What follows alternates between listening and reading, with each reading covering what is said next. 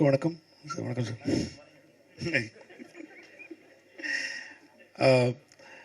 விவேக Bharathi sir வந்து ரொம்ப தைரியசாலி, என்னையே ஹீரோ வச்சு படம் எடுத்தவர். அதனால் வந்து அவருக்கு மகேந்திரகிரியில் ஒர்க் பண்ண ரொம்ப ஈஸியாக இருக்கும். ஏன்னா என்கிட்டே அவன் ரொம்ப கஷ்டப்பட்டார். நிஜமாக அவங்க டீம் விஷ் பண்ணணும்னு தான் வந்தேன் நான் மெயினாக. நிஜமாக ஒர்க் போயிட்டுருக்கு. பட் இருந்தாலும் வந்து I just want to wish the whole team all the very best. உங்களுக்கு சாரோட ரீஎன்ட்ரி இல்லை, இதுதான் என்ட்ரி. அதனால் வந்து உங்களுக்கு உங்கள் டீம் எல்லாருக்குமே என்னுடைய வாழ்த்துக்கள் சார். மியூசிக் டைரக்டர் சார், நீங்கள் தான் ஹீரோ எனக்கு. So all the very best. Thank you sir. Thank you brother. All the best. எனக்கு வேறு என்ன சொல்கிறது தெரியல. All the best. தேங்க்ஸ். பணிவான வணக்கத்தை தெரிவிச்சுக்கிறேன். இங்கே வந்திருக்கும் பத்திரிகை நிருபர்கள் அனைவருக்கும் என்னுடைய பணிவான வணக்கத்தை தெரிவிச்சுக்கிறேன். இந்த நம்ம டைரக்டர் விவேக பாரதியை பற்றி எல்லாம் சொன்னாங்க. எனக்கு அவரை பற்றி ரொம்ப நாளாக தெரியும். நல்ல ஹார்ட் ஒர்க்கர். இந்த இடத்துல வந்து உங்கள் முன்னாடி அவர் நிற்கிறாருன்னா அவர் எவ்வளோ கஷ்டப்பட்டுருக்கான்னு நான் நேரடியாக பார்த்துருக்குறேன். அவர் சினிமாவை தவிர்த்து வேறு எதுவுமே தெரியாது. நான் கூட சொல்லுவேன், நான் எனக்கு சினிமா தவிர்த்து ரொம்ப நாளாக எனக்கு எதுவுமே தெரியாது. சினிமான்ட்டே இருப்பேன். அப்புறம் தான் என் பசங்கள்லாம் பெருசாக ஆகும்போது எனக்கு பயம் வந்துச்சு. ஏன்னா நம்ம தான் கஷ்டப்பட்டுட்டே இருக்கிறோம். நம்ம பசங்க ஏன்னா என் பசங்கள்லாம் பெரிய ஸ்கூலில் ஏற்காடு மான்பூரில் படிக்கிறாப்புல, குஷபேட் ஸ்கூலில் படிக்கிறாப்புல. நான் பிஸ்னஸுக்கு போனேன். அவர் சொன்னார், சார் பிஸ்னஸ் எதாவது பண்ணுங்க சார், இப்படியே இருந்துட்டா வாழ்க்கை ரொம்ப போர் அடிச்சு போயிடும், ரொம்ப கஷ்டப்படுவேன், அப்புறம் உங்களுக்கு வாழ்க்கை வெறுத்து போயிடும் அப்படின்னேன். இல்லை விக்னேஷ், எனக்கு சினிமா தவிர்த்து வேறு எதுவுமே தெரிய மாட்டேங்குது, சினிமா மட்டும்தான் அப்படின்னாரு. அவர் எனக்கு ஒரு சின்ன இன்ஸ்பிரேஷன் கொடுத்தார். எனக்கு வந்துட்டு நாமளும் சினிமாவை விட்டு விலகக்கூடாது அப்படின்னு சொல்லிட்டு நான் பிஸ்னஸ் எல்லாம் போயிட்டு பிஸ்னஸ் சம்பாரிச்சு அப்புறம் வந்துட்டு நான் இப்போ படம் நான் சொந்தமாக தயாரித்து பண்ணிட்டு இருக்கிறேன்.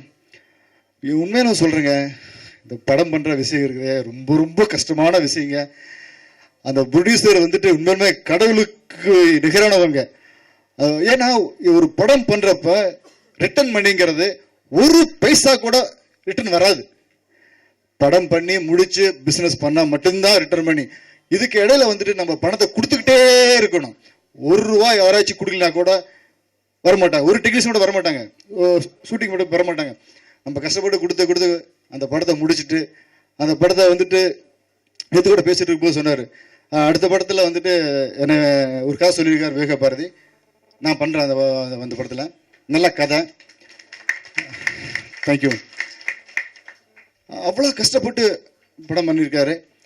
கண்டிப்பாக அந்த கஷ்டத்துக்காகனாச்சு சினிமாவை நேசிக்கிறாங்க, நாங்களாம் நேசிக்கிறோம். பத்திரிகை நண்பர்கள் எல்லாருமே இந்த படத்தை வந்துட்டு மக்கள்கிட்ட போய் சேர்க்கணும், விநியோகஸ்தர்கிட்ட சேர்க்கணும். விநியோகஸ்தர்கள் எல்லாருமே வந்துட்டு சின்ன படங்களை வாங்கணும், சினிமா வளரணும். பணம் சம்பாரிச்சு பணத்தை என்ன பண்ண போறாங்க? ஒருத்தருகிட்டே பணம் போயிட்டு இருக்குது. எல்லாத்துக்கிட்டும் பணம் வரணும், எல்லாரும் நல்லா இருக்கணும், எல்லாரும் ஜெயிக்கணும், சின்ன படங்கள் ஜெயிக்கணும், சின்ன டைரக்டர் ஜெயிக்கணும், கிராமத்திலிருந்து வர டைரக்டர்லாம் ஜெயிக்கணும். நிறைய திறமசாலிகள் கிராமத்தில் இருக்கிறாங்க, நிறைய பேர். அந்த கிராமத்தில் இருக்கிற அத்தனை டெக்னீஷியன் அந்த காலத்துலாம் பார்த்தீங்கன்னா நாங்களாம் சினிமாவுக்கு வரும்போது பெரிய பெரிய கிராமத்துலேருந்து வந்தாங்க, கோயம்புத்தூர்லேருந்து வருவாங்க, ஈரோட்டிலேருந்து வருவாங்க, மதுரையிலேருந்து வருவாங்க. இப்போல்லாம் பார்த்தீங்கன்னா இல்லை, அப்படிப்பட்ட திறமசாலிகள் நிறைய பார்க்க முடியல. நிறைய பேர் இருக்கிறாங்க. அவங்களுக்கெல்லாம் சின்ன படங்கள் வரணும், ஜெயிக்கணும். அப்புறம் நான் நண்பர் மகேந்திரன், நாங்கள் OMCயில் ஒன்றா ப்ராக்டிஸ் பண்ணிட்டு இருக்கிறோம். ரொம்ப நாளாக பார்த்துட்டு இருப்பேன். ஒரு மனசுக்குள்ள ஒரு சோகம் இருந்துகிட்டே இருக்கணும், ஏதோ அச்சீவ்மெண்ட் பண்ணணும், ஜெயிக்கணும், ஓடணும் ஓடிட்டே இருக்கிறாப்புல. நல்லா டான்ஸ் ஆடுப்பாப்புல, நல்லா ஃபைட் பண்ணுவாப்புல, நல்லா ப்ராக்டிஸ் பண்ணிட்டே இருப்பாப்புல, நல்லா மோல்டாக வரணுன்ட்டு. எல்லாத்துக்கும் ஒரு கால நேரம் வரணும். கண்டிப்பாக அந்த கால நேரம் அவருக்கு வரும். வெற்றி வேளாள நாயனா வரணும் வாழ்த்துக்கிறேன். நன்றி, வணக்கம். தேங்க்யூ. எல்லாருக்கும் வணக்கம். இங்கே வந்திருக்கிற பெரியவர்களுக்கு விவேக பாரதி சார், ஆக்சுவலி அவருடைய ஃபர்ஸ்ட் படத்தில் நானும் வெங்கட் பிரபு தான் நடித்தோம். அந்த படம் போல, பட் வி வர் ஹாப்பி. ஒரு நல்ல டீம் ஒர்க் நல்லபடியாக இருந்தது, நல்லா பண்ணோம். பட் ஏதோ சில காரணங்களுக்காக போல. பட் இப்போ இந்த என்றும் ஆனந்தம், Mahendran, I wish all the best. Songs எல்லாம் பார்த்தேன், ரொம்ப நல்லா இருக்கு. ஸோ திரும்பியும் ஒரு நல்ல லைஃப்ஸாக இருக்குது. ஆஃப்டர் லாங் பேக் வந்து திரும்பியும் ஒரு நல்ல படம் எடுத்திருக்காங்க. கண்டிப்பாக இந்த படம் தியேட்டரில் போய் பாருங்கள். நீங்கள்லாம் பார்த்தா தான் வந்து நாங்கள்லாம் வாழ முடியும். அது மட்டும் என்றைக்குமே ஞாபகம் வச்சுக்கோங்க. ரசிகர்கள் பார்க்க தான் நாங்கள்லாம் வந்து முன்னேற முடியும். ஸோ அந்த ரிக்வெஸ்ட்டில் வந்து இந்த மாதிரி சின்ன படங்கள் எல்லாமே போய் பாருங்கள். பெரிய படங்கள் மட்டும் இல்லை, சின்ன படங்களும் கஷ்டப்பட்டு தான் எடுக்கிறாங்க. ஸோ இந்த மாதிரி சின்ன படங்களையும் பார்த்து நீங்கள் என்கரேஜ் பண்ணுங்கள். தேங்க்யூ. வணக்கம். நான் தான் சீக்கிரமாக போகணுன்னு சொன்னேன். பரவாயில்ல. என்றுமே ஆனந்தம் டைட்டிலே ரொம்ப நல்லா இருக்குது. ஆனந்தம்னு ஏற்கனவே ஒரு படம் பெரிய வெற்றி பெற்றிருக்கு. அந்த படத்தின் மூலமாக தான் லிங்குசாமிகிட்ட ஒரு பெரிய இயக்குனர் நமக்கு கிடைச்சாரு. இந்த மாதிரி இந்த என்றுமே ஆனந்தம் படம் வந்து இந்த படமும் ஒரு பெரிய வெற்றி படமாக அமைந்து இந்த இயக்குனர் மிகப்பெரிய ஒரு இயக்குனராக வரணும்.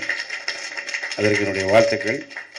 அப்புறம் வந்து நிறைய குழந்தை நட்சத்திரமாக இருந்து பின்னாடி ஹீரோவான பல பேர் வந்து பெரிய சூப்பர் ஸ்டார் ஆகியிருக்காங்க.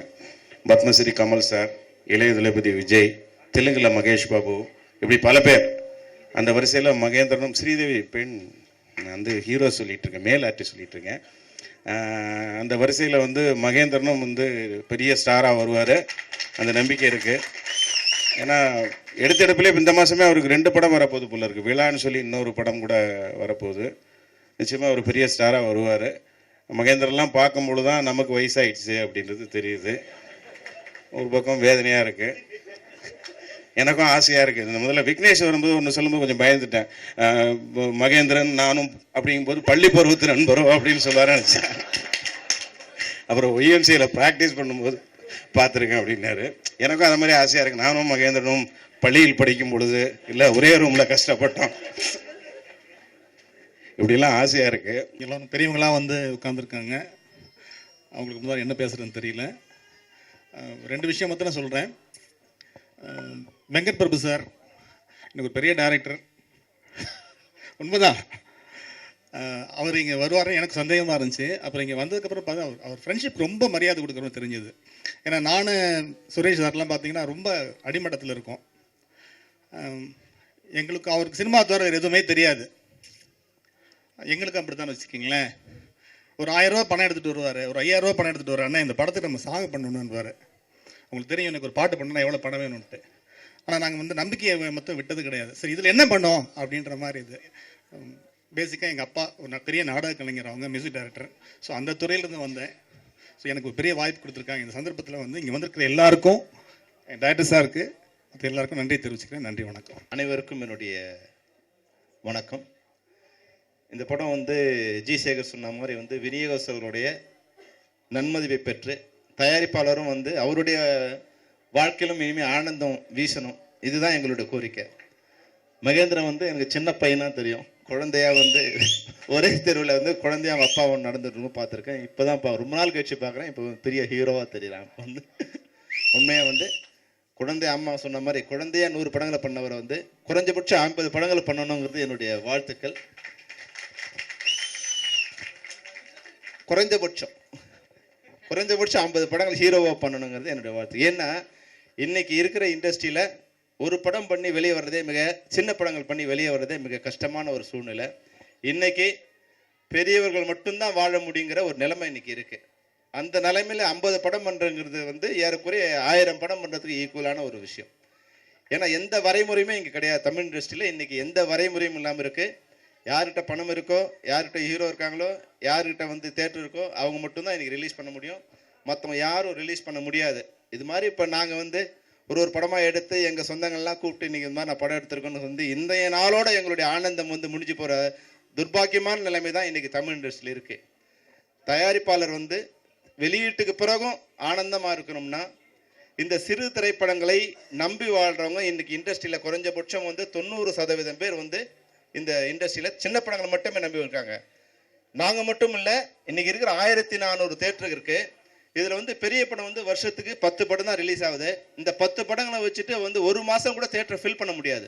அப்போது சின்ன படங்கள் இது மாதிரி பல கோடிகளை போட்டு எடுக்கிற எங்களுடைய திரைப்படங்கள் அவங்களுக்கு வந்து தேட்டரை ஓட்டி கொடுக்கறதுக்கு உண்டான ஃபில்லப் பண்ணுறதுக்கான ஃபில்லர் மாதிரி தான் இன்றைக்கி இண்டஸ்ட்ரி இருக்குது. இந்த நிலைமை மாறணும். பெரிய படமும் வாழணும், சின்ன படமும் வாழணுங்கிற ஒரு நிலைமை இருந்தால் மட்டும்தான் இன்றைக்கி மற்றவங்களாம் வாழ முடியும். ரொம்ப நாளாக நாங்கள் சொல்லிட்டு இருந்தோம்.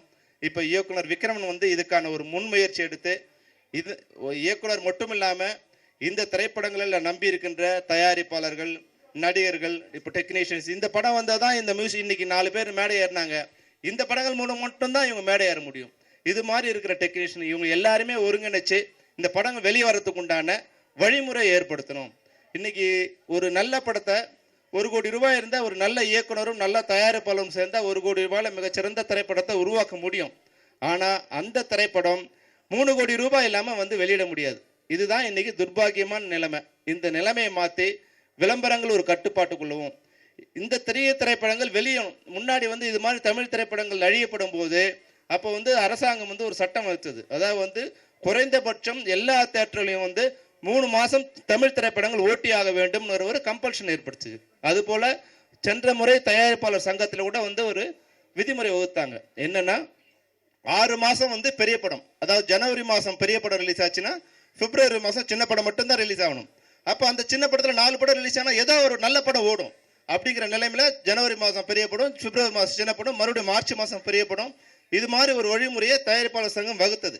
அது மட்டும் இல்லாமல் தீபாவளிக்கு பெரிய படம் ரிலீஸ் ஆச்சுன்னா பொங்கலுக்கு சின்ன படம் ரிலீஸ் ஆகணும். அப்போ பெரிய படமும் வாழும், சின்ன படமும் வாழும்.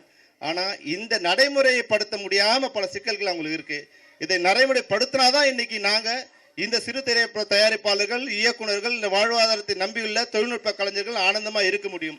இந்த வெளியீட்டின் மூலம் தமிழ் திரைப்படத்துறைக்கு நாங்கள் வைக்கிற வேண்டுகோள்னா அந்த நீங்கள் ஏற்கனவே சங்கத்தில் எடுக்கப்பட்ட அந்த விதிமுறையை நடைமுறைப்படுத்த வேண்டும் என்பது எங்களுடைய கோரிக்கை. எந்த கோரிக்கை நிறைவேற்றப்படும் போதுதான் இது போன்ற சிறிய திரைப்படங்கள் என்றும் ஆனந்தமாக இருக்க முடியும் என்ற உண்மையை நீங்கள் புரிந்து கொள்ள வேண்டும் என்பதே எங்களுடைய தாழ்மையான கோரிக்கை. அதை நிறைவேற்றி தருமாறு அவர்களையும் கேட்டுக்கொள்கின்றேன். இந்த சிறிய திரைப்படம் மிக விரைவில் இந்த விதிமுறைப்படி வகுக்கப்பட்டால் ஈஸியாக ரிலீஸ் ஆகி நிச்சயமாக இவருடைய வாழ்வில் கூட ஆனந்தம் நிச்சயம் வரும் என்பது அசைக்க முடியாத உண்மை. இவர்கள் வளமோடு வாழ வாழ்த்துகிறேன். நன்றி, வணக்கம். நான் சொல்லணும்னு ஒரு பாயிண்ட் நினைச்சேன். விக்ரம் சார் பேசிட்டாரு. ஆனந்தம் படம், அப்புறம் எம்ஜிஆரோட ஆனந்த ஜோதின்னு ஒரு படம் பெரிய ஹிட் அந்த காலத்தில். அதுக்கப்புறம் லிங்குசாமியோட ஆனந்தம் ஹிட்டு. அந்த வரிசையில் என்றுமே ஆனந்தம் பெரிய ஹிட் ஆகணும். ரெண்டாவது வந்து நான் நிறையா பேசுகிறத விட எல்லாம் திரையுலக கலை உலக காவலர்கள்லாம் பேசிட்டாங்க. நான் அவங்க பேசும்போது பின்னணியில் இருக்கிறது தான் பழக்கம். நம்ம முன்னணிக்கு வர்றதுக்கு இன்னும் நாளாகும். அதனால் ஒரே ஒரு ஜோக்கு மட்டும் சொல்லிட்டு நான் முடிச்சுக்கிறேன். இந்த படம் வெற்றி அடையணுன்ட்டு. ஒரு பொண்ணு டிஷர்ட் போட்டு வந்துச்சு. ஒரு பையன் பார்த்துட்டே இருந்தான். என்ன நீ டிஷர்ட் பார்த்தது இல்லையான்னு கேட்டுச்சு அந்த பொண்ணு. டிஷர்ட் பார்த்துருக்கேன் அப்படின்னா அதில் ரயில்வே ட்ராக்கு போட்டிருக்கு அந்த பனியனில். ரயில்வே ட்ராக் நீ பார்த்தது இல்லையான்னு கேட்டுச்சு. ரயில்வே ட்ராக்கெல்லாம் பார்த்துருக்கேன், ஆனால் ரயில்வே ட்ராக்கில் 2 ஸ்பீடு பிரேக்கிறதுக்கு இப்போ தான் பார்க்குறேன் அப்படின்னா. நன்றி, வணக்கம். நான் ஒரு விஷயத்தை கிளியராக சொல்லும். நான் மாஸ்டர் மகேந்திரன்லாம் கிடையாது, மாஸ்டர் மகேந்திரன் மட்டும்தான். அது டைரக்டரோட அன்பு. ஓகே, சரி. தகுதியே இல்லாதவங்களாம் அவங்களுக்கு பட்டம் போடும்போது தகுதி உள்ளவங்களுக்கு போடுற தப்பு இல்லைன்னு நான் நினச்சி போட்டேன். தேங்க்யூ. ஓகே, சரி, நான் எதுவும் பேசலை. ரொம்ப சந்தோஷமாக இருக்குது. அண்டு மேடையில் இருக்கிற அத்தனை பெரியவர்களுக்கும் ரொம்ப நன்றி. இந்த மாதிரி ஒரு டீம், இந்த மாதிரி ஒரு சப்போர்ட் இருக்க வரைக்கும் சின்ன படம் என்றைக்குமே தோற்று போகாது. கண்டிப்பாக தோற்று போகாது. ஏன்னா இத்தனை பேர் வந்துட்டு அவங்கவுங்க வேலையை விட்டுட்டு ஒரு இயக்குனருக்காக இந்த படத்துக்காக வந்திருக்காங்கன்னா இதுதான் மிகப்பெரிய சப்போர்ட். கண்டிப்பாக இத்தனை பேர் வந்துட்டு அவங்க மேலே நம்பிக்கை இல்லாமல் கண்டிப்பாக இந்த இடத்துக்கு வந்திருக்க மாட்டாங்க. ஸோ இங்கே இருக்கிற அத்தனை பேருக்கும் ரொம்ப ரொம்ப நன்றி sir. Thank you so much. And படத்தை பற்றி சொல்லணும், இது கமர்ஷியல் மூவி கிடையாது. இட்ஸ் ஒரு தாய்க்கும் ஒரு பிள்ளைக்கும் இருக்கிற ஒரு சென்டிமெண்டல் மூவி. அண்ட் இது நான் ஒர்க் பண்ணும்போதே முன்னாடியே நான் இந்த படத்தை ஸ்டார்ட் பண்ணோம். ரொம்ப லேட்டாக தான் முடிச்சிருக்கோம். பட் டைரக்டரோட உழைப்பு, அவர் சினிமா தர சத்தியம் எதுவுமே தெரியாதுங்க.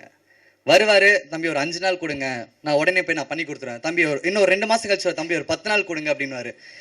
இது வரைக்கும் நான் ஒரு தடவை கூட நான் ஃபீல் பண்ணதே கிடையாது. அவர் எப்பப்போ வரும்போது நான் அப்பப்போ டேட் கொடுத்துட்டே இருக்கு. அது காரணம் சினிமா மேலே அவருக்கு இருக்கிற அந்த பைத்தியம்.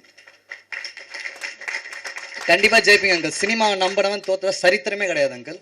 அது வந்துட்டு நானும் இருக்கேன், எங்கள் அப்பா நிறைய பேர் இருக்காங்க இங்கே. ஸோ கண்டிப்பாக நீங்கள் ஜெயிப்பீங்க. இந்த படம் ஜெயிக்கணும். Thank you so much. And press, உங்களோட சப்போர்ட்லாம் எங்களுக்கு ரொம்ப ரொம்ப தேவை. கண்டிப்பாக இந்த மாதிரி சின்ன படங்களை கொண்டு போய் நீங்கள் தான் மக்கள்கிட்ட சேர்க்கணும். ப்ளீஸ், ரொம்ப நான் ரெக்வஸ்ட் பண்ணி கேட்டுக்கிறேன். Thank you so much. எல்லாருக்கும் நன்றி. என்னுடைய வார்த்தையை மதித்து என் மேல் நம்பிக்கை வைத்து வந்த எனது கலை உலக முன்னோடிகள் திரு விக்ரமன் சார் அவர்களுக்கும், திரு ஆர்கே செல்வமணி சார் அவர்களுக்கும், தமிழ்நாட்டுடைய இன்னைக்கு பல பேருக்கு செல்லப்பிள்ளை தளபதி அந்த தாய்க்கும், ராமதாஸ் சார் அவர்களுக்கும், அப்புறம் என்னுடைய முன்னாள் இந்நாள் எப்பயுமே என்னுடைய நிரந்தர சகோதரன் வெங்கட் பிரபு அவர்களுக்கும், என்னுடைய சகோதரி ஜெனிஃபர் அவர்களுக்கும், என்னுடைய நீண்டகால நண்பர் திரு விக்னேஷ் அவர்களுக்கும், என் அன்பு தம்பி விழாவின் மாஸ்டர் நாயகன் மகேந்திரன் அவர்களுக்கும், திரு ஜாகிர் ஹுசைன் அவர்களுக்கும், மேடையில் வந்த அனைவருக்கும் எனது நன்றியை இந்த நேரத்தில் தெரிவிச்சுக்கிறேன். ஒரு முதல்ல எனக்கு மகேந்திரனுடைய ஃபாதர் மேலே வரணும், கண்டிப்பாக வரணும். வாங்க.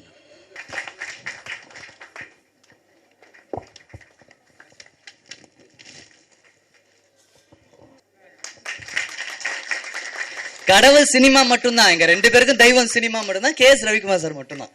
பட் என்னோட அப்பா அம்மா எல்லாமே எங்க அப்பா தான். அதாவது